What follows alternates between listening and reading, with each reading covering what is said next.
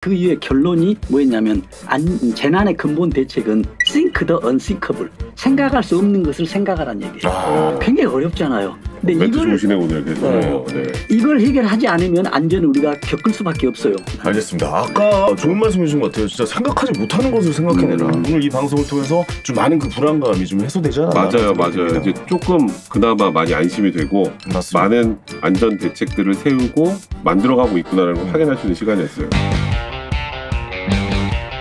자, 축제의 계절 10월입니다. 백성민 변호사님, 요즘 그 축제 굉장히 많죠? 지금 뭐 날씨가 너무 좋잖아요. 그러니까요. 근데 요번에 여의도 불꽃 축제인가? 뭐 100만 명 모인다. 옛날에는 그렇죠. 예. 사람들이 많이 모이면 그 사람 너무 많이 모여서 거기는 가면 안 되겠다 이 정도였거든요. 근데 지금 100만 명이 모인다고 하면 딱 이 생각부터 들어요. 혹시 사고 나는 거 아니야? 그렇죠. 걱정돼요. 저는 개인적으로 엄청난 이제 인파가 몰린다라고 있으면 저는 빠집니다. 거기서 불꽃 축제할 때 저는 오히려 경기도권에 가 있었어요. 또 사람들이 너무 많이 몰릴 것 같아요. 그냥 불꽃 축제 별로 재미없을 것 같아요. 딴 데 가 있었던 거 아니야 그냥? 시끄럽더라고요.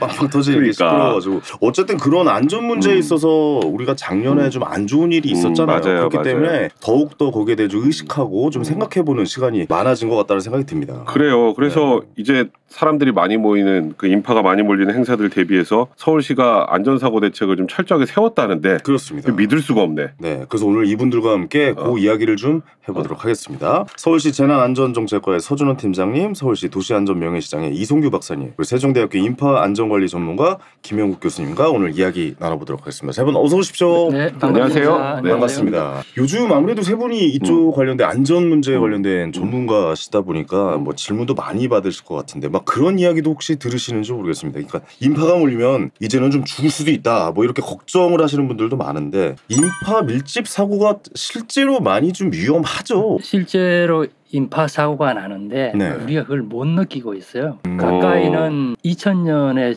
12월 31일 보신각 타종할 때 그때도 무슨 일 있었나요? 그때도 5명이 죽고 그래요? 20명이 부상을 당했죠. 그리고 2005년도에도 상주에서 KBS 콘서트를 하는데 그때도 제가 기억으로는 11명이 죽고 아마 70여 명이 부상당한 걸로 알고 있습니다.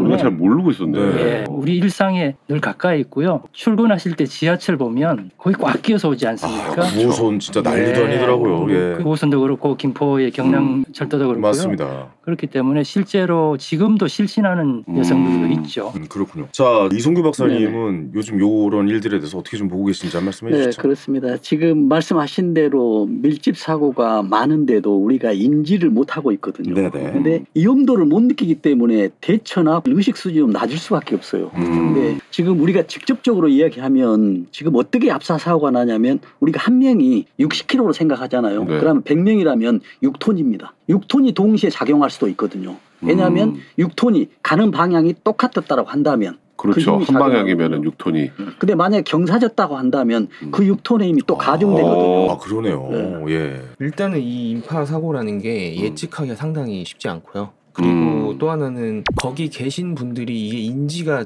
잘 안 돼요. 그러니까 인지 지연이 내가 위험하다 이런 게 지금 이게 사람들이 얼마나 모이고 있고 거의 축제고 콘서트고 이렇다 보니까 뭐 즐기러 간 건데 야 여기 있으면 압사 사고가 날 거야 뭐 이런 생각 뭐 사고가 날 거 이런 생각하고 가진 않거든요. 그래서 이미 뭐 많이 위험한 상황이 돼야 사실 거기 있는 사람들이 이제 인지가 많이 되기 시작하고 그다음에 또 하나는 군중심리라고 하는데 평소에는 그러시지 않으신 분들도 갑자기 군중들에 같이 있으면 뭐 같이 민다던가 밀어라 그런 뭐 이제 이런 행동을 원래는 안 하시는 분들도 막 같이 하는 경우도 생기게 되고 이런 게 좀 합쳐져서 이게 이제 최악의 상황에는 큰 사고가 날 수 있는데 이게 진짜 위험한 거네. 그렇습니다. 이게 생각해 보면은 우리만의 일은 아닌 것 같아요. 그러니까 우리가 지난 사고도 사실 잘 알고 있지 못했잖아요. 뭐 해외 사례라든가 좀 큰 사고가 있었던 적이 몇 번 있었던 것 같은데. 그렇죠. 사우디의 이제 메카라고 하는 데서는 이제 2,000명이 AP통신에서는 2,000명이라 그러고요. 2,000명이요. 예, 사우디에서는 거의 700명 사망에 한 900명 부상. 압사로 사람이 모여서 맞습니다. 메카에서 이제 뭐 신전에 뭐 하여튼 돌을 던지는 그런 의식이 있는데 그런 일이 거기에 그렇기 때문에 굉장히 위험하죠 사실은. 그렇습니다. 뭐 성지순례 하면서 몇천 명이 죽고요. 이게 이제 2015년 얘기거든요. 근데 제가 한번 자료를 조사를 해봤거든요. 2000년대 들어와서 이제 그런 성지순례도 있지만은 지금 우리나라 빼고 2022년도에 그러니까 똑같은 해죠. 작년 이태원 압사 사고 날 때 그때 인도네시아에서 축구장에서 135명이 축구장 사망합니다. 근데 왜 이렇게 사망이 났었냐면 축구를 볼 때는 괜찮거든요. 그렇죠. 근데 축구 보는 그 관객들 중에 관중들 중에 서로 다툼이 일어납니다. 그러면 경찰이 투입이 되잖아요. 팀 좋아하는 그렇겠죠. 예전에 우리 야구장에서 뒤에서 많이 싸웠어요. 그렇죠. 그러면 경찰이 투입이 되는데 경찰이 투입될 때 어떤 식으로 하냐면 여기서 체류탄이나 공포탄을 쏴거든요. 이제 멈추라고. 그러면 거기 있는 사람은 멈추더라도 이 상황을 모르는 사람들은 총기 사건이 난 걸로 오해를 하거든요. 보이질 않기 때문에. 그럼 이 사람들이 어디로 가냐면 출구로 하거든요. 그럼 출구가 한정돼 있어요. 그럼 출구에서 압사 사고가 나거든요. 그래서 실제 상황이 있는 곳에서 나는 게 아니라 병목 현상이 일어나는 거죠. 병목 현상이. 네. 지금 우리나라에서도 지금 최초의 대량 사고 압사 사고가 1959년도로 기억을 하거든요. 59년도예요. 근데 공설운동장에서 부산 공설운동장에서 발생했는데 그때 67명인가로 사망자가 있었습니다. 많았어 그러니까 사고가. 근데 우리는 느끼지 못했는데 그때 원인이 또 어떤 거였었냐면 지금 무슨 그 공연이었거든요. 근데 공연이어서 사람들이 전부 공설운동장에 모여 있었어요. 근데 갑자기 비가 와버린 거예요. 근데 우산을 준비 안 했어요. 그러니까 관중들이 비가 너무 많이 오니까 출구로 가는 것이죠. 출구를 하니까 출구가 이제 밀집도가 높아지죠. 이제 방향이 똑같으시니까. 그래서 이제 경찰이 또 다가가거든요. 경찰이 다가가니까는 경찰도 무식 중에 체류탄을 쏴니다. 공포탄도 쏴요 우리나라에서도. 쏴니까 몇 초 동안은 잠시 멈추는데 몇 초 이후에는 뒤에서는 전혀 상황을 모르거든요. 덕 없이 나는 거죠. 그러니까 동시에 67명이 사망하는 이런 사례가 있거든요. 근데 뭐 이런 거 있잖아요. 뭐 얼마나 사람이 모여야 이런 사고가 나는지 그 예측이 가능한가요? 예, 예측이 가능하죠. 가능해요. 아까 뭐 공포탄 쏘면서 확 모이고 비 와서 사람들 모이고 이거는 제3의 요인들 때문에 그런 것 같아서. 지금 말씀하신 거는 이제 돌발 상황이잖아요. 근데 일반적으로 이제 우리가 전문적으로 이야기하면 1m 곱하기 1m니까 1제곱미터가 되겠죠. 그럼 우리가 상상할 수 있는 굉장히 좁은 지역인데 많은 학자들이 제곱미터당 5명을 거의 맥시멈으로 보고 있습니다. 1제곱미터에 사고가 나지 않은 5명이 넘어가면 이제 사고가 난다 거의. 그래서 권장은 한 3명 정도고요. 3명이니까 아마 상상해 보시면 뭐 어느 정도인지 파악하시고요. 쉽게 생각하시면 저희가 출퇴근할 때 지하철 보면 제곱미터당 사실 한 6명 넘지 않아요? 7명이 꽉합니다. 껴가지고 이렇게 붙어서. 맞아. 저희 옛날에 중고등학교 때 버스 타면은 그 놓칠까 봐 막 문에 매달려서 그 1제곱미터당 제가 봤을 때 10명 넘거든요. 사람이 제곱미터당 8명 정도가 되면 더 이상 비집고 들어갈 틈이 없을 정도라고. 맞아, 그 8명. 8명이에요. 근데 아까도 말씀하셨지만 제곱미터당 한 10명 정도 되면 주변에서 오는 압력이 거의 한 100kg 정도 되고요. 이태원 사고 때는 제곱미터당 거의 12명. 물리적으로 거의 불가능한 수치까지. 빈틈이 없는 상황이네요. 그렇게 되면 자기가 자기 의지대로 몸을 컨트롤할 수가 없거든요. 의지대로 움직일 수 없기 때문에 그런 경우는 제곱미터당 12명이 넘어가면 한 300~400kg가 자기 가슴을 짓누른다고. 인파의 정도에 따라서 위험도를 어느 정도는 예측할 수 있다는 취지신 것 같은데 우리 팀장님. 근데 이제 작년 이태원 그 정말 안타까운 사고 때도 뭐 서울시가 그걸 예측 못했던 건지 모르겠습니다만 이제는 더 이상 그런 일이 발생하면 안 된다 이런 취지로 서울시가 좀 준비한 게 있다면서요. 그러니까 교수님께서 말씀해 주신 것처럼 인파라는 게 예측도 사실 어렵고 그다음엔 기존에 사실 CCTV를 보는 사람들이 있을 거잖아요. 보통 이제 근데 그런 분들이 사실 뭐 전문가도 아니고 그분들이 그걸 봐서 저게 지금 어떤 상황이고 사람 많네 뭐 이 정도면 그 정도의 느낌이. 왜냐면 인파는 계산할 수 없는 게 맨날 우리 어디 뭐 집회 같은 거 하면은 경찰 추산이라 자체 추산이랑 항상 달라지잖아요. 그러니까 이게 추산이 안 된다는 얘기잖아요. 그래서 이제 저희가 이거를 사람한테 의존하는 게 아니라 이제는 자동으로 단위 면적당 아까 말씀하신 것처럼 뭐 몇 명 기준을 세워서 이제 아까 말씀하신 대로 5명이 되는 순간 이제 뭐 시, 뭐 경찰, 소방한테 이 정보가 자동으로 다 전송이 되고 1제곱미터당 5명이 넘어가면 되는 순간 그러니까 평시에는 기본적으로 이제 자치구가 그거를 보고 있다가 만약에 5명이 딱 되는 순간 이제 위험 신호가 울리면서 모든 기관들이 다 같이 출동하는 그런 이제 형태로 만든 거죠. 이게. 근데 잘 생각해 보면 우리 이번에 그 불꽃 축제 했을 때도 100만 인파가 몰렸다니. 근데 사실 너무나 잘 이제 넘어간 거잖아요. 그러니까 그 동안은 이런 인파 감지 시스템 자체가 없었던 건지 아니면 있었는데도 잘 발동시키지 못했기 때문에 이런 안타까운 일들이 벌어진 이번에 만든 거예요? 아니면 예전부터? 지금 이 시스템은 이제 이번에 만든 거고. 이번에 만든 거군요. 그 불꽃 축제라는 거는 이게 주최자가 있는 축제거든요. 그렇기 때문에 그런 거는 법적으로 관리를 하게 돼 있어요. 있어요. 주최자가 있으면. 그래서 작년에 할로윈 같은 경우도 그게 이제 주최자가 있는 행사가 아니잖아요. 왜냐면 시민분들이 뭐 자발적으로 나와서 하는 거기 때문에 이게 그러니까 어떻게 보면 사각지대였던 거죠. 주최자가 없었기 때문에 사실 법적으로 제도적으로 이거를 안전관리를 해야 되는 의무가 없었던 거예요. 근데 이제 그거를 그 이후에는 그 제도도 만들었고 이제는 이런 시스템을 만들어서 그렇게 돌발적이거나 주체가 없는 상황에서 사람들이 모였을 때 감지하고 그때도 감지해서 바로 소방하고 경찰에게 자동으로 연락이 감지되면 다 감지 나가는 겁니다. 아니 뭐 예를 들어서 그러면 주최자가 없는 뭐 이런 할로윈 같은 일들은 이렇게 그냥 계속 그냥 알아서 조심해야 된다. 뭐 안전교육을 해가지고 우리가 이런 거를 좀 알아서 조심해야 된다라고 생각을 해야 되는 겁니까? 아니면 좀 어느 정도 좀 시스템상으로도 좀 만져줘야 된다고 보십니까? 그래서 지금 이제 제도가 개선이 되고 있어요. 그래도 이제 한번 우리가 그런 악몽을 지냈기 때문에 이제 제도가 바뀌지 않아도 주최자가 없더라도 지자체 어느 지자체에서 개최가 되느냐 안 되느냐. 지자체에서 개최가 된다면 지자체에서 솔선수범해서 이런 시스템 도입이나 여러 가지를 지금 하고 있는 그런 실정입니다. 방금 말씀하신 것처럼 인파 감지 시스템 올해 이제 시작 때는 그것도 중요하고요. 사실은 그거 못지않게 어쩌면 더 중요한 거는 아까도 사회자께서 질문하셨는데 인파가 어느 구간에 어느 정도 몰릴지를 사전에 예측을 할 수가 있습니다. 모든 구간에 다 모인다고 보지는 않잖아요. 사전 예측이 필요하지. 그래서 인파를 실제적으로 CCTV를 보고 모니터링하고 어느 정도니까 해산하세요라고 방송하는 것도 필요하지만 이게 군중 심리가 작동되기 때문에 해산 안 하죠. 해산 안 합니다. 해산 안 하죠.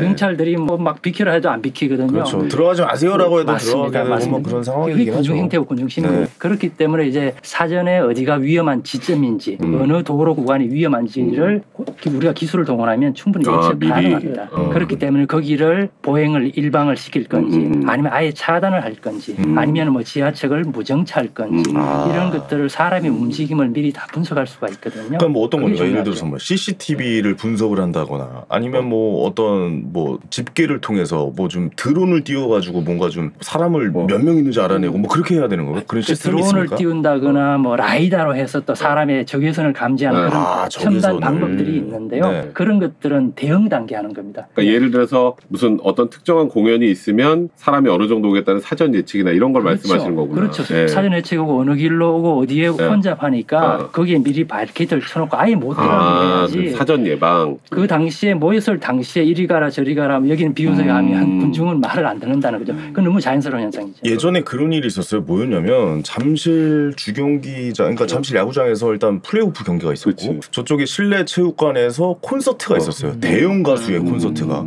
그리고 올림픽공원에서 행사가 있었단 말이죠. 그럼 여기는 주최자가 누가 되는 겁니까 그러면? 그 잠실 도로에 있는 주최자는? 그리고 여기다 물어봐 그거를. 아니 궁금하잖아요. 네, 그럼 주최를 어떻게 해야 되니까? 갑자기 땀 흘리시잖아 지금. 아니 제가 경우의 수를 드린 거예요. 이럴 때는 어떻게 하실 건지를 얘기해 주셔야 돼요. 주최자가 그런 경우는 양쪽에서 주최를 했지 않습니까? 주최자가 다 다르겠지. 중복으로 되는 거죠. 그렇잖아요. 왜냐하면 똑같은 공동 지역에도 주최자가 두 개면 공동 주최자가 되는 것이죠. 근데 이렇게 생각해 볼 수 있을 것 같아요. 그 주최자가 누구냐보다도 이게 공공의 그 도로 이거는 당연히 뭐 개인 공간이 아니지 않습니까? 공공의 공간에서 일어난 사고는 주최자가 누구든 공공의 책임이다. 경찰과 지자체 책임이다. 왜 그러냐면 제가 그때 차가 너무 막혀가지고. 아니 본인 차 막힌 거 가지고 지금 여기다가 지금. 그렇죠. 이런 것처럼. 그것도 그런 게 있거든요. 지금 서울시에서 이번에 이제 지능형 시스템을 이용해가지고 예측도 하고 이제 긴박한 상황을 5명이 넘으면 이제 각 지자체 상황실, 서울 상황실에 예측을 하잖아요. 저는 여기서 이제 어떤 걸 추가적으로 해야 된다고 생각하냐면 AI형이 좀 지능 CCTV에 포함이 된다 이렇게 생각하거든요. AI. 예. 왜냐하면 여기서 말씀하신 내용도 좀 포함이 되지만 예를 들어 어떤 게 있냐면 지금 30분 1시간 뒤에 가장 위험 지역을 예측을 해야 됩니다. 그럼 어떻게 하게 되냐면 예를 들어서 우리가 전철을 타지 않습니까? 전철을 30분 전에 타죠. 평상시보다 사람이 많아요. 그러면 이 많은 사람이 어디에 갈 건지를 예측이 가능하죠. 빅데이터를 활용해서. 우리가 내비게이션을 지금 보면은 몇 년 전하고 지금하고는 다르지 않습니까? 빅데이터를 활용했기 때문에 거의 정확하잖아요. 1시간 뒤도 예측해요. 차 몇 대가 어디를 가고 있는 중 이런 것까지 나오더라고요. 그렇죠. 지금도 이런 AI형 CCTV를 AI와 CCTV를 합성을 해서 30분 뒤나 1시간 뒤, 2시간 뒤를 예측을 하는 겁니다. 그러면은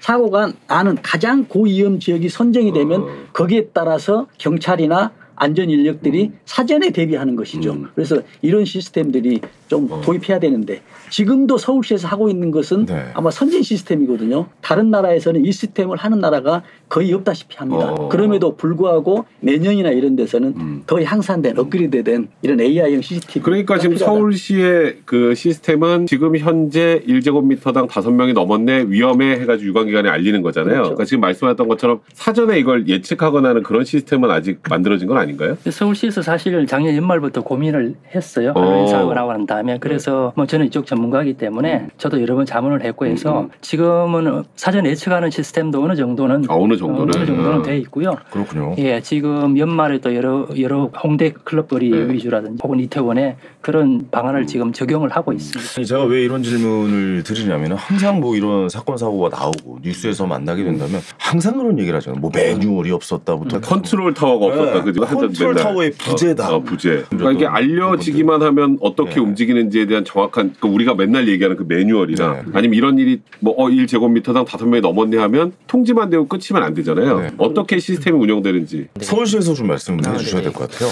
이 부분은 뭐 가장 사실 어떻게 보면 핵심인 부분이고 왜냐면 여기 하나 이제 빠진 게 유관 기관과 어떻게 유기적으로 맞아요. 알리는 게 문제가 아니라 이제 저희가 이제 고민한 게 그런 부분이거든요. 그래서 이제 저희가 아까 말씀드린 것처럼 일단 인파감지 시스템 자체는 유관 기관과 우리가 정보를 바로 신속하게 공유해서 바로 대응한다라는 이제 취지인 거고 그 다음에 이제 저희 시 내부를 보자면 저희 이제 시 재난 상황실이라고 해서 재난이 발생했을 때 그거를 인지하고 제일 초동 대응을 하는 재난 안전 상황실이 있는데 기존에는 이태원 그 일이 있기 전에는 저희가 그 일반 그냥 저희 공무원들이 가서 했었어요. 그렇군요. 그러다 보니까 조금은 전문성도 떨어지고 전문가분들이 아니고 약간 직원분들이 상주하고 계셨군요. 그러다 보니까 아무래도 그 모든 재난 유형에 대해서 막 이렇게 대응하기가 쉽지 않았는데 지금은 저희가 그 이후에 소방관 분들을 아예 저희 그 재난 상황 전문가들을 그 아예 해서 거의 이런 재난에 특화되어 있는 분들을 직접 같이 재난 상황실에서 저희랑 같이 근무를 쓰시고 또 하나는 이제 인력은 보강됐지만 또 가장 중요한 게 지금 현장 상황이 어떤지가 체크가 바로바로 돼야 되는 어떤 판단을 하려면 그렇기 때문에 저희가 그 시스템 화면에도 소방에서 보시는 화면들을 그대로 미러링으로 해서 가져왔습니다. 그래서 소방관 분들이 각종 재난 출동하시는 그 현장 이 몸에 달고 가는 캠 영상 그리고 현장에서 어떤 지령들이 나오는지 이런 것들 저희가 다 같이 보면서 같이 대응을 하기 때문에 지금은 상당히 빠르고 전문적으로 저 하나 질문 드리고 싶은 확실히 달라지고 있는 것 같긴 하네요. 지금 사람들이 인파가 많이 모였다라는 걸 저렇게 시스템적으로 파악을 해서 유관기관에 통보하고 대응하는 걸 알겠는데 그러면 그 상황에 그 현장에 있는 시민들한테도 이게 알려지나요? 시민들도 알 수 있어요? 지금 여기가 1제곱미터당 5명 넘은 애고 시민들도 알 수 있어요? 밀집도가 올라가고 있는 정보가 표시되는 표지판들이 좀 있어요. 그래서 현장에서도 시민분들이 좀 보고 이게 점점 밀집도가 올라가니까 좀 가지 말아야겠다라는 걸 인지를 될 수 있게끔 주요 지역 예를 들면 뭐 저희 송파구 벚꽃축제 열리는 속초노수 아니면 저 강남역 인근이라든지 뭐 홍대나 이런 쪽은 좀 그런 게 인지될 수 있게 하고 있습니다. 뭐 이런 거 관련해서 서울시에서 뭐 합동 훈련을 한다거나 뭐 이런 것도 계획도 그러니까 이게 맞아요. 매뉴얼이 있어도 실제로 안 해보면 어떻게 될지 모르잖아요. 가상의 계획 있나요? 상황을 한번 좀 하실 수가 있는지 궁금해요. 그래서 아까 매뉴얼 얘기를 못해서 잠깐만 드리면 기존에 재난 유형이 60개가 있고 저희가 그거에 대해서 거의 개별 매뉴얼마다 거의 막 300페이지가 되는 매뉴얼들을 다 가지고 있었어요. 이제는 가지고 있습니까? 아니 원래 있었대. 그래요? 근데 왜 매뉴얼이 없다고? 문제는 매뉴얼이 없다기보다는 이 무슨 작동을 제대로 안 하는 건가? 제가 이제 공무원들은 보직 이동을 좀 하잖아요. 그렇게 되면 만약에 제가 계속 여기 있는 게 아니거든요. 그러면 예를 들어서 어제 온 직원이 오늘 사고가 났는데 300페이지 매뉴얼을 보게 돼요. 그러면 그걸 막 봐도 읽을 때쯤 끝나겠네. 내가 그러면 뭘 해야 되지? 다 읽어도 이렇게 되기 때문에 이걸 저희가 바로 전날 온 직원도 봤을 때 당장 내가 뭘 해야 되는지를 알 수 있게 한 권으로 만든 60권짜리를 한 권으로 그렇게 만든 매뉴얼을 이제 활용을 하는 거고 올해는 그리고 이제 훈련은 말씀하신 것처럼 아무리 잘 만들어놔도 이 재난에 관련된 직원들이 반사적으로 내가 뭘 해야 될지가 체화가 안 돼 있으면 이게 안 되기 때문에 저희가 올해만 거의 1000회에 가까운 1000회? 연말까지 가상훈련 같은 걸 했습니까? 모든 훈련을 다 통틀면 거의 1000회를 하는데 대표적으로 저희가 1000회 했어요 진짜? 했습니다. 의심이 많아 원래. 이거는 이제 되게 짜잘한 이제 훈련들까지 다 합쳐서 이제 처리한 거고 대표적으로 보면 아까 말씀하신 그런 복합 재난 이런 걸 대비하기 위해서 올해 9월 7일에 저희가 송파구에서 화재랑 인파, 그러니까 예를 들면 공연을 보시다가 화재가 나서 출입구에서 이제 문제가 생기는 그런 훈련을 하고 유관 기관이 28개 참가를 하고 그다음에 전체 인원이 1,500명씩 이렇게 참가해서 하고 있어요. 이제 이거는 직원들의 체화와 유관기관 간의 어떤 그런 협업을 계속 이제 저희가 연습을 하는 거죠. 네, 그런 식으로 크고 작은 훈련 한 1,000회 정도 하고 있습니다. 진짜 이렇게 말씀드려서 죄송한데 빡세게 훈련합니까? 아니면 진짜 이게 설렁설렁 그냥 민방 훈련 가면 우리 알잖아요. 그냥 믿음이 없어. 우리 믿음이 없어. 그거 훈련한다 그래도 나면 또 똑같고 맨날 그래서 의식적으로 아유 하라니까 하라보다 그냥 넘어가고 뭐 이런 거 아닙니까? 진짜 2달 정도 준비해서 빡세게 하는 거야. 2달 훈련해서 연습해서 준비하고 유관기관까지 해서 좀 이해 좀 부탁드립니다. 우리가 이런 역할이라 어쩔 수가 없습니다. 근데 제가 이제 서울시 직원은 아니거든요. 근데 한번 갔어요. 아까 이야기했는데 송파 그 운동장에서 했잖아요. 어때요? 제가 빡세게 합니까? 근데 정말 현실 때 그대로 합니다. 실제 사고가 난 거랑 똑같이. 마지막에 어디 것까지 하냐면 마지막에 어떤 사고가 나서 그 오 시장님께서 어떤 발표를 하잖아요. 지금 어떤 사고가 났다. 가상으로 몇 명이 사망해서 지금 어떻게 그 보도를 하지 않습니까? 사고 경위를 이것까지 가상해서 합니다. 실제 지금 몇 명이 사망해서 이렇게 돼 있다. 그 훈련이 이번에 헬런데이 앞두고 있잖아요. 근데 이태원 상권 요즘 가보셨는지 모르겠는데 다시 좀 활성화가 되고 있어요. 근데 뭐 상권이 활성화되는 건 다행이지만 또 다시 그런 인파가 몰려서 그런 일이 또 발생할 수 있다라는 거잖아요. 거기야말로 사전 대응 대응 방안이 있나요? 아까 이태원 말씀하셨는데 저희들이 작년 여름부터 주기적으로 최근 9월 25일까지 이태원 지역을 관찰을 했습니다. 저녁 6시부터 밤 2시까지. 사람 많이 모일 시간에 하는 이유는 이태원은 클럽 거리가 복잡하잖아요. 그렇죠. 근데 거기는 피크 타임이 사람이 가장 많은 시간이 12시에서 1시 사이입니다. 그렇겠네요. 그리고 상권이 거의 다 회복됐고요. 그래요? 제가 분석한 바 시뮬레이션도 해보고 관찰도 해본 분석 결과로는 올해 할로윈 때도 작년 못지않게 많은 사람들이 온다. 벌써 걱정이네. 그러면은 그 전에 뭐 대응 미리 이제 어떻게 할 건지 미리 준비해야 되잖아요. 뭐 준비 좀 하셨나요? 그래서 아까 질문해 주신 것처럼 저희가 25일 날 일단은 저희가 이번에는 광진의 건대 입구역 그 마세거리에서 저희 실제로 이제 사람을 동원해서 그 심각 단계 아까 제곱미터당 5명 만들고 그게 이제 실제로 이제 광진구에서 그러면 감지가 될 거잖아요. 그럼 이제 그 심각 단계 정보가 시나 이제 경찰 소방이 다 전달이 될 거고 실제 출동해서 인파 해산하는 것까지 실제 훈련을 이제 실시를 할 거고요. 아까 이태원 이 할로윈 그 대비하는 차원이네요. 그러니까 사실상 그래서 그거를 이제 할 거고 그 다음에 이제 아까 말씀해주신 이제 그건 이제 전반적인 저희 이태원 이번 할로윈 대책을 말씀을 드리면 저희 아까 전에 그 김혁 교수님께 말씀해준 것처럼 사전에 저희가 좀 분석을 해놓은 게 있다고 했잖아요. 그게 뭐냐면 저희가 작년 그 이태원 이후에 서울시에서 밀집할 수 있는 모든 지역 내에 한마디로 골목길이 얼마나 위험한지를 우선순위를 좀 정하는 왜냐면은 이게 예를 들면 지하철역이 어디에 있냐 거기 지하철역마다 나오는 사람도 다 다를 거고 상권이 어디가 발달돼 있는지 이런 거에 따라서 골목길에 사람들이 많이 모일 수 있는 골목길이 다 다를 거잖아요. 그러니까 이제 그런 걸 우선순위를 다 정하고 이번에 그걸 통해서 각 안전관리 계획이라는 걸 세울 때 이제 어디를 일방통행으로 할지 차단할지 이런 계획들이 다 들어가 있습니다. 그러니까 그런 거죠. 이 골목길에 몇 명 이상 모이면 위험한 골목길이기 때문에 여기는 좀 차단을 통해서 못 들어가게 한다. 뭐 이런 걸 미리 매뉴얼화 시켰다라고 좀 말씀해 주시는 거죠. 그러니까 사실 작년에 이태원 참사 때 위에서 내려오는 사람들과 또 밑에서 올라가는 사람들이 부딪히면서 문제가 좀 커진 거잖아요. 그런 데를 일방통행 같은 걸로 좀 미리 만들고 아니면 차단을 하든지. 실제로 그런 골목길이 좀 많습니까? 어때요? 실제로는 분석해보면 같은 조건을 뭐 작년처럼 넣었을 때 그런 식으로 재발이 될 수 있는 골목길들이 있죠. 특히 홍대나 맞아요. 좀 좁으니까. 지금 그 외국 같은데 헬로윈 데이 때 어떤 인파 어떤 관리 시스템 중에 하나가 그거거든요. 사람을 정체시키지 않아요. 계속 흐르게 만듭니다. 양 옆에만 있고요. 그 안전관리자나 경찰들이 항상 이렇게 하거든요. 한 방향으로 keep going 계속 가는 겁니다. 멈출 수가 없어요. 멈춰 있으면 뒤에서 밀기 때문에 안 되거든요. 그래서 한 바퀴 돌다 보면 1시간 동안 돌다 보면 헬려온 지역을 전부 다 이렇게 보고 잠시나마 이렇게 즐길 수 있는 그런 상황이거든요. 멈추는 것이 없게 하는 게 어떤 순간의 대책 중에도 한 일환입니다. 또 하나 뭐 필요한 대책이라기보다는 뭐 우리가 해야 될 게 뭐냐면요. 아까 사고 난 이태원 걸로 말씀하셨는데 거기에 그 1번역에서 올라가는 맞아요. 골목길과 음식거리 축제가 T자로 만납니다. 네, 맞아요. 그런데 그 T자로 만나는 지역에 굉장히 유명한 클럽이 2개가 있습니다. 그런데 그 클럽에 밤에 줄을 서거든요.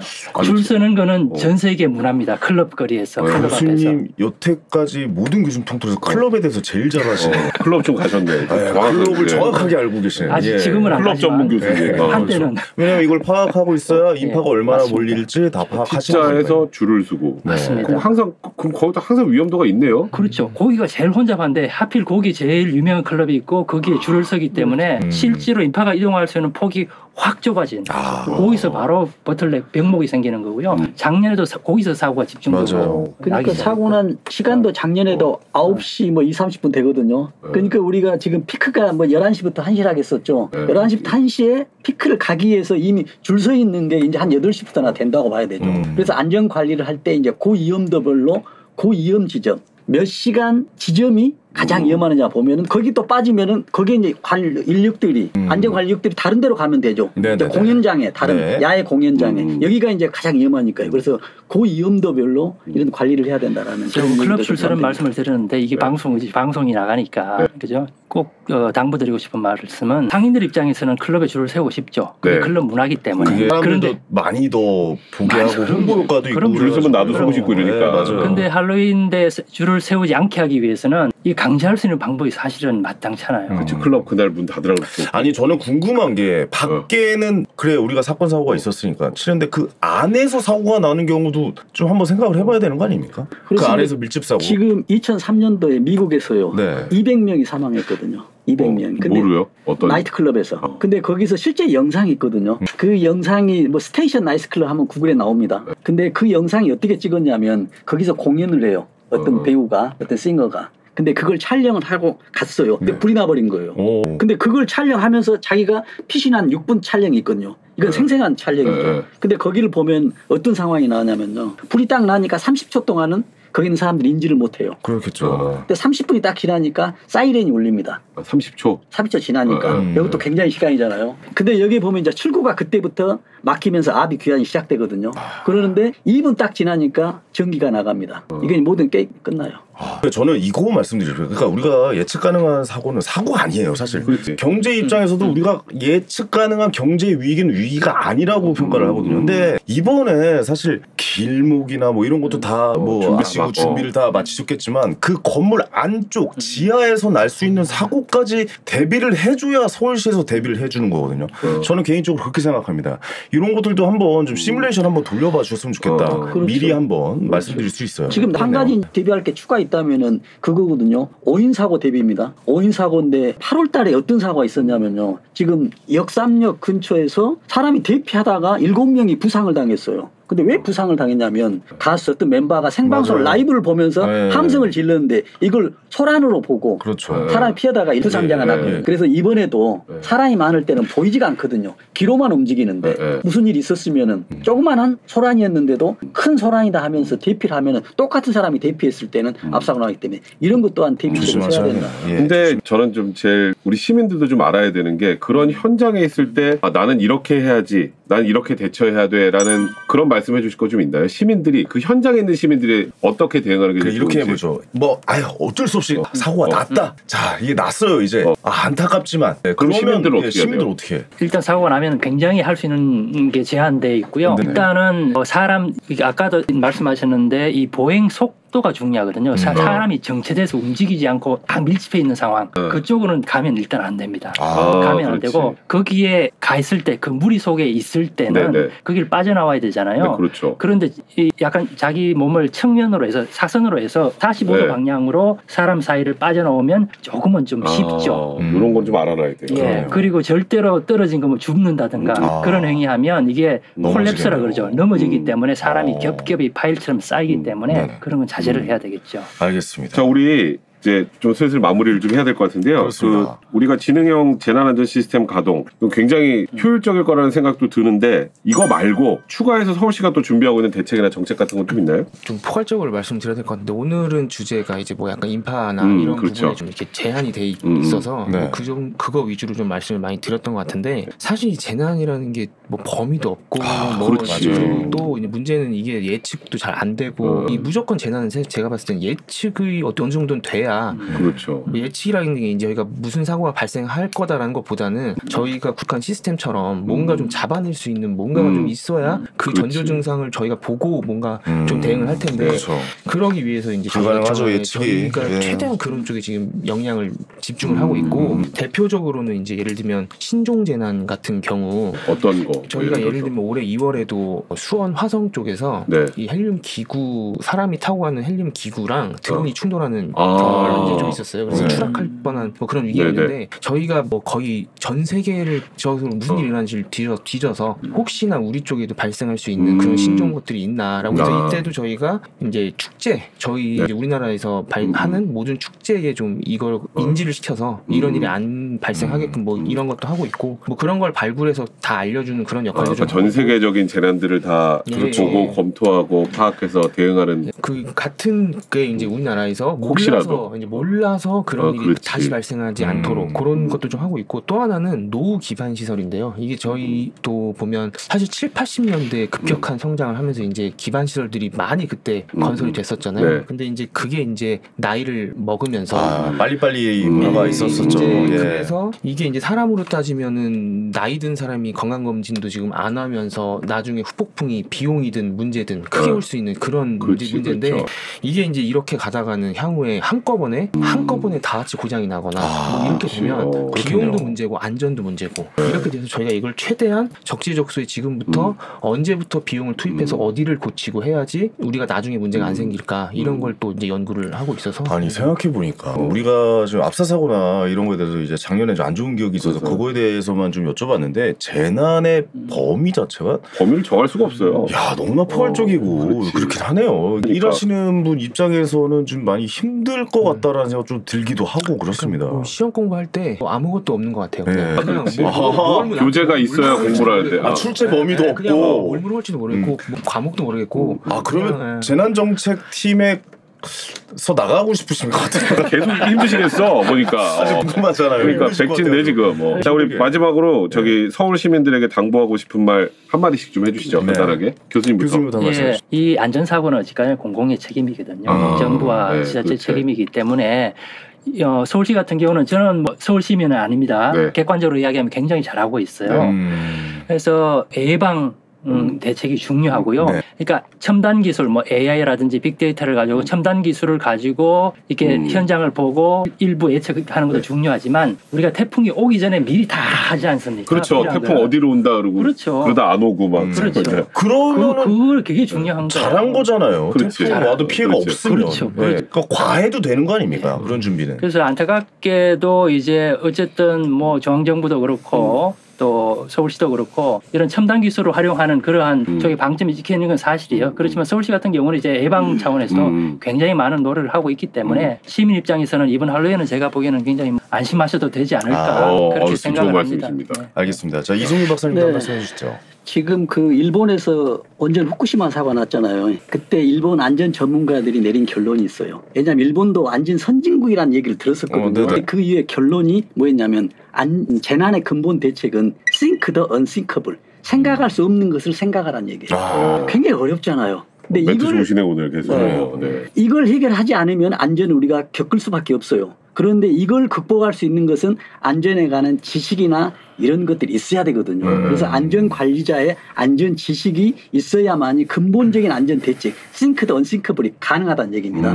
그래야만이 안전에 행복한 안전 사회가 되고요. 근데 예를 들어서 이런 게 있거든요. 아무리 좋은 제도를 하더라도 거기에 참가하는 국민이나 시민이 협조하지 않으면 그 안전 대책은 무용지물이 되어버립니다. 그렇죠. 설령 반대로 아무리 안 좋은 대책이라도 거기에 참가하는 시민들이 안전하게 행동하면 사고 안 나거든요. 맞아요. 그래서 지금 정부는 정부대로 지자체는 지자체대로 정말 근본적인 안전 대책을 베스트 안전 대책을 추진해 나가면서 국민들은 또 병행해서 안전에 대한 의식을 가져야만이 진정한 사회, 지금 서울시가 이야기하는 동행 매력 특별시 서울이 될 것으로 저는 기대합니다. 알겠습니다. 아까 좋은 말씀 해주신 것 같아요. 진짜 생각하지 못하는 것을 생각해내라. 그런 의미에서 아까 그 지하실의 그 밀폐된 공간 그거 보셔야 된다 한번.